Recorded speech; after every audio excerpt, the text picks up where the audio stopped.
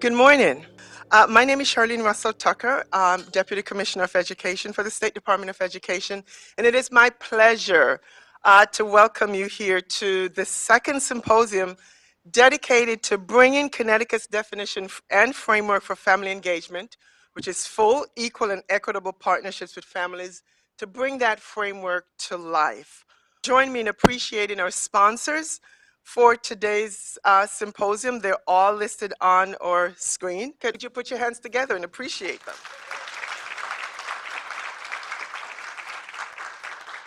Commissioner Cardona's come in and picked up exactly where we are and even looking to accelerate the work even greater. For those of you in the room who are part of the Commissioner's Roundtable, you've heard in our first meeting with the Commissioner, with him talking about his own family experiences and why the issue of family engagement is so personal to him, and in supporting that as Commissioner. And we've continued to do the work. Judy's going to tell you in a few minutes about what we've done over the past few years, but I've also wanted to tell you it's important enough to us that we actually had a focus group of superintendents talking about, we wanted to learn directly, and some of our superintendents were with us is in the room today, that we really wanted to get from them specifically, what do they know about the framework, how are they using it, and how can we use their experience to make sure that this work spreads throughout the state with all our superintendents.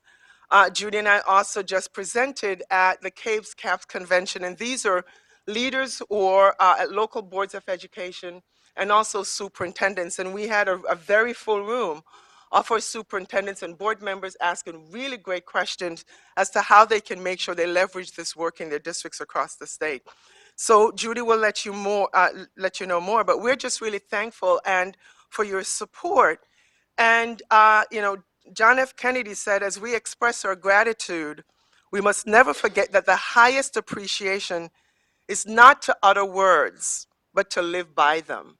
And I think for today, that's really important, that it's not just words, right? We've got to move from talk to action wherever we are and whatever sphere of responsibilities that we have. And with that, we're truly grateful to have you here today. So it's now my privilege to introduce Harriet Fedloffer, who's Director of the Office of Early Childhood, to convey a message from the Commissioner, Commissioner Bai.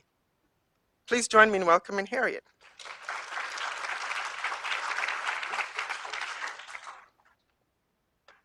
Good morning. Okay. Happy to be here. I was here with you last year, and it was a really great day, and you set out a huge agenda for yourself. So I'm not surprised that we're back again. Like, we're not done, right? I mean, there's a lot of work to be done, and today's going to be a great day where we actually can call out some actions, and I'm looking forward to that and sharing what our agency is doing. I'm from the Office of Early Childhood, as Charlene said. I'll tell you a little bit about our agency. We're fairly new. We were created in 2013. We're an executive branch agency with about 150 employees. And we were created with the goal of coordinating all early childhood birth to 5 systems, programs, and services to achieve positive outcomes for young children and families in Connecticut. Now, that is not a small task, and we are still working on meeting that vision and that mission.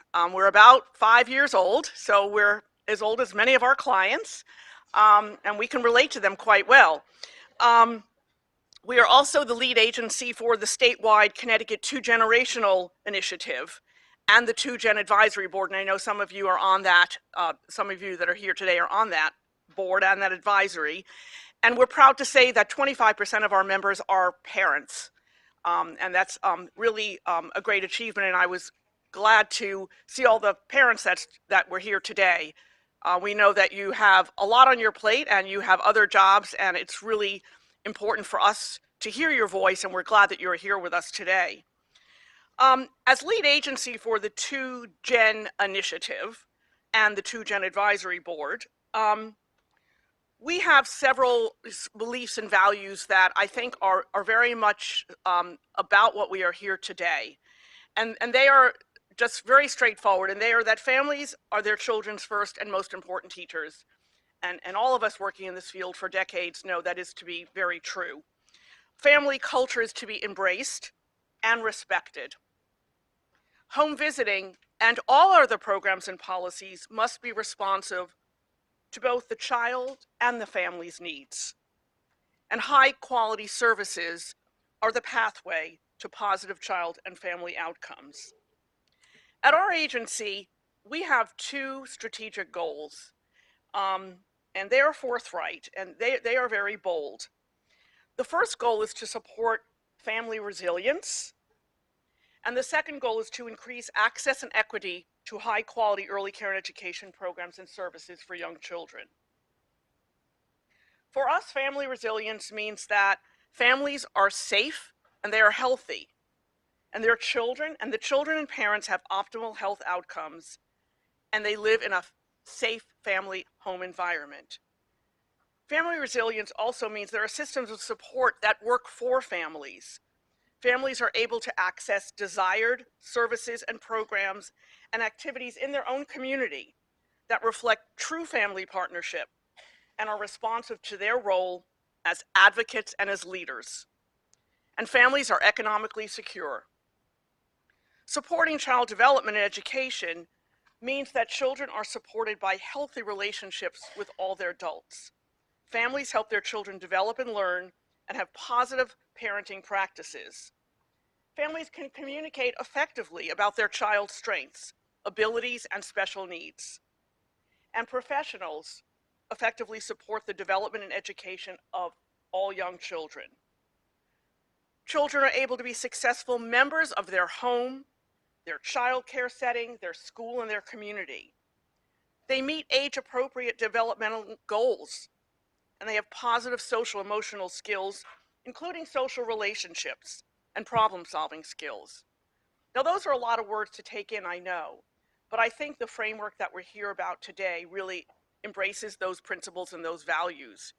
And we have a really collective impact here, and I'm looking forward to learning from you and also to be able to share what we are doing at the OEC. I also want to thank my colleague Deb Watson, who's here today, who is out at the registration desk, for all of her work and support at the OEC. She has really led the charge in this work, and without her efforts, I don't think OEC would be in a place where we are today around family engagement. I will give a sneak preview. Yeah.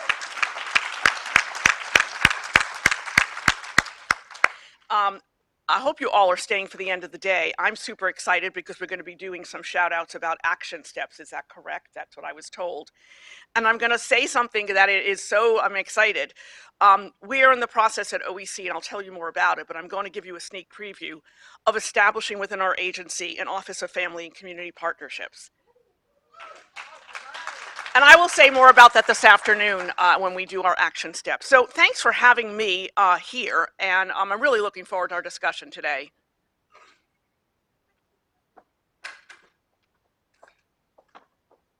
So now you know you can't go anywhere, right? You've got to stay. Thank you, Harriet. OEC was one of the partners that we worked so closely with in developing the framework. And the other partner that we work very closely with is a funder collaborative. And Richard Sussman, who is Director of Early Childhood Investments from the Hartford Foundation for Public Giving, will represent the group and give a hello to you this morning. Good morning, everyone, and good morning to many of my friends in this room and people who I hope will become friends by the end of the day. It's a very special time for me to be here, so thank you. I think all of us in this room, like I do, believe the voice of parents is not only integral to any educational discussion, but the actual foundation of that discussion.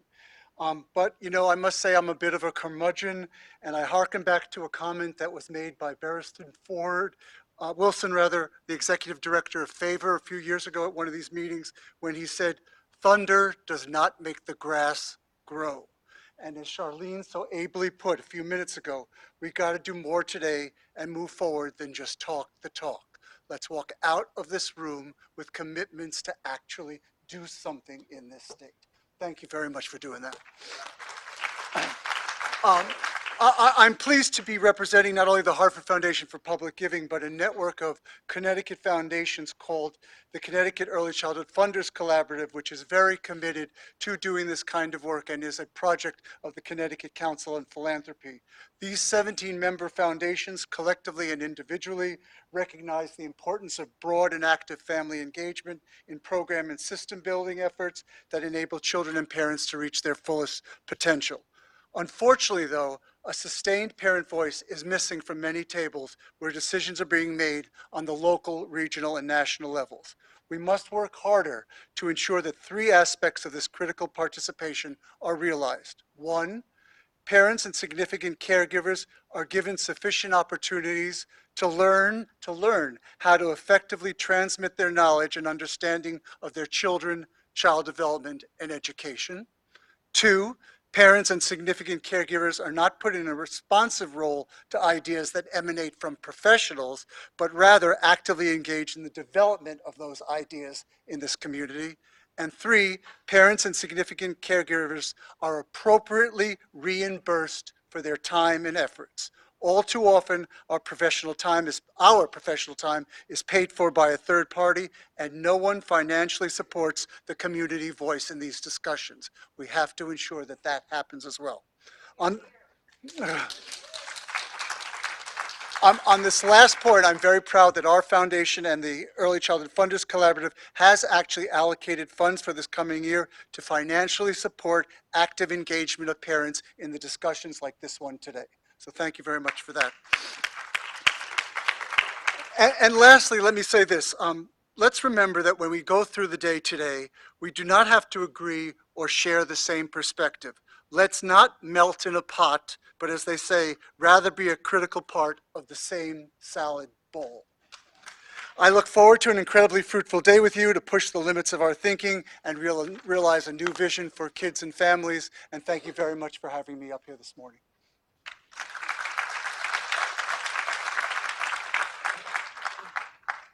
Thank you so much. And I think we're setting the table for a really productive day. And moving right along, I want to ask Judy Carson, who you may see walking around taking pictures because this is a tweetable day. So we'll be tweeting throughout the day. So she'll be taking pictures. But anyway, Judy Carson, who is our program manager for School Family Community Partnerships, doesn't need much introduction in the room. She's done this work for so long and is recognized not only in the state but nationally for doing this work. But we're just proud that she's a part of us. And she's at the Department of Education. Judy will now take you into what the progress that we've made. Judy, thank you very much for your leadership.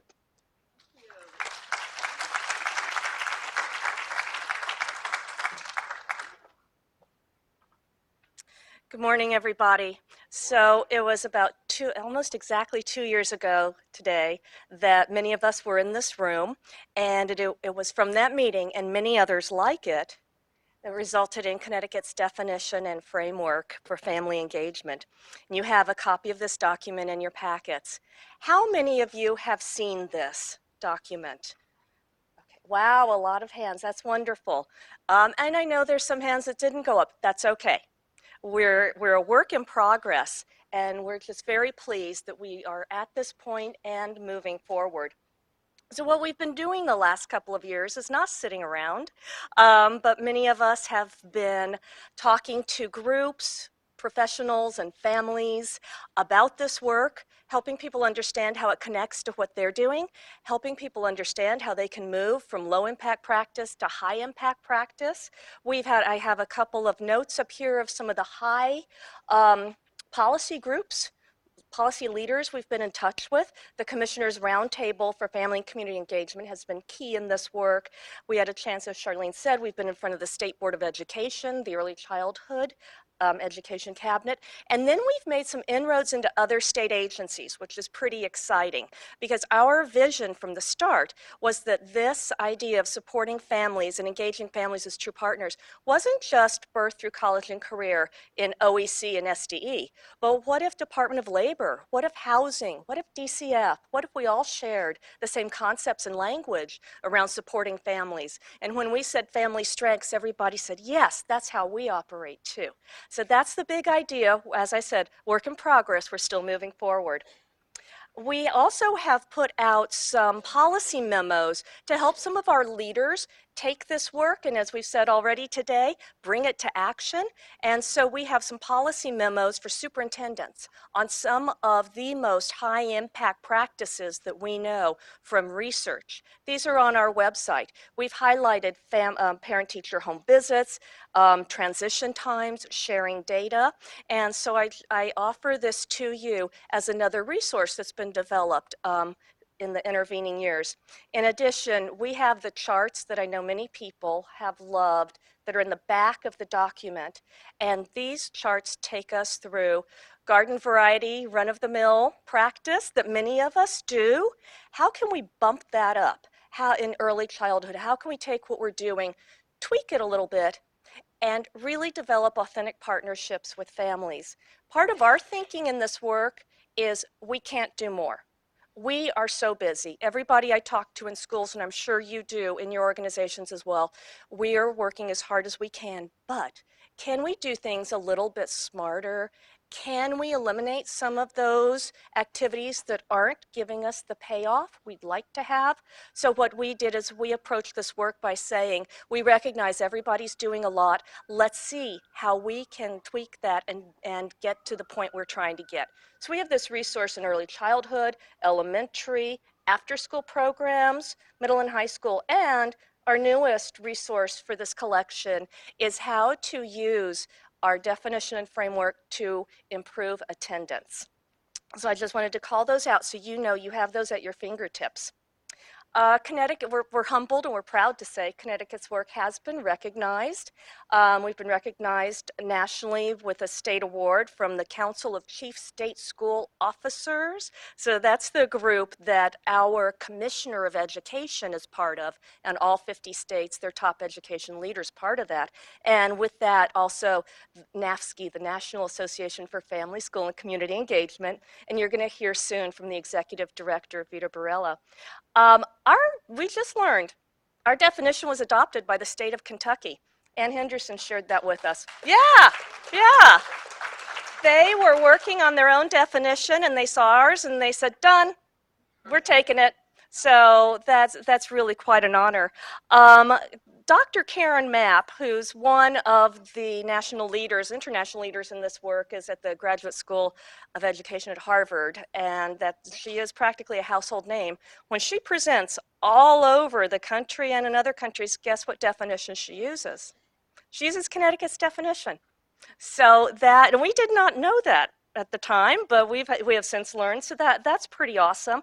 So the work that you've been part of is resonating with people. And it is helping to move our field into the next step. Also some presentations, and we're going to hear later that Connecticut's work was also recognized with a federal grant. Lots and lots of states applied for a federal grant, only 13 were awarded, and you'll hear later that that grant, a number of agencies or partners, the administration sits with CREC, and it's our foundational work that positioned us for that. As Charlene said, we're in the social media age. Our Commissioner Cardona, is very involved with social media, and he has been telling people about the work and family engagement. He tweeted out the definition. This is him at the Commissioners Roundtable along with Ann Henderson, and we will be pushing out more on social media to help get this word out. So in a little while, when I say who has seen this document, every hand in every room will go up. That's our dream.